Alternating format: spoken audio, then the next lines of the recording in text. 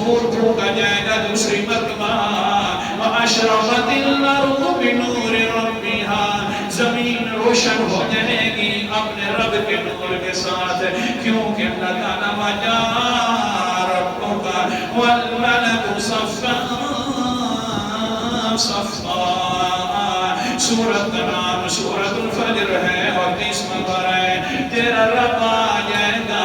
جس طرح اس کی شیان شان ہے وہ بھی اللہ تعالیٰ تشریف لے آئیں گے زمین روشن ہو جائے گی اللہ تعالیٰ کی تجلیات کے ساتھ پھر کیا ہوگا وَأَشْرَقَتِ الْأَرْضُ بِنُورِ رَبِّهَا وَوُضِعَ الْكِتَابُ نام اعمال دوسرے نمبر پر رکھ دیا جائے گا اللہ کی حاضری کے وقت جس وقت نام اعمال رکھ دیا جائے گا ترازو جو ہے وہ رکھ دیا جائے گا سورت کا نام سورت کاف ہے اور 15 پر ہے اللہ تعالیٰ فرماتے ہیں وَوُضِعَ الْكِتَابُ فَتَرَى الْمُجْرِمِينَ مُشْفِقِينَ مِمَّا فِيهِ وَيَقُولُونَ يَا وَيْلَتَنَا مَا لِهَذَا الْكِتَابِ لَا يُغَادِرُ صَغِيرَةً وَلَا كَبِيرَةً إِلَّا أَحْصَاهَا آیت نمبر میرے سامنے 49 ہے ترازو رکھ دیا جائے گا مجرم لوگ جس وقت ترازو کو دیکھیں گے تو ڈر جائیں گے کہ کس طرح ہم نے دنیا کے اندر خرابیاں کی تھی اور اس وقت کہیں گے یا ویلتنا ما لہذا الکتاب لا یغادر صغیرۃ ولا کبیرۃ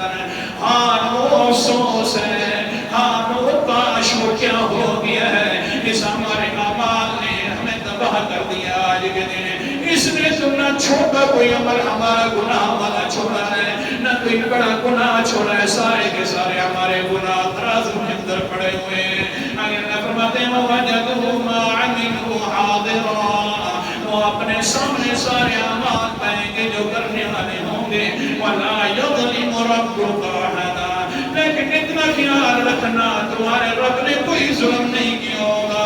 جس طرح گناہ کرو گے وہی گناہ ہوں گے یہ نہیں ہے کہ چھوٹا گناہ کرو گے تو آخرت کے اندر اور قیامت والے دن اللہ بڑھا دے گا نا نا جیسا گناہ کرو گے ویسا پاؤ گے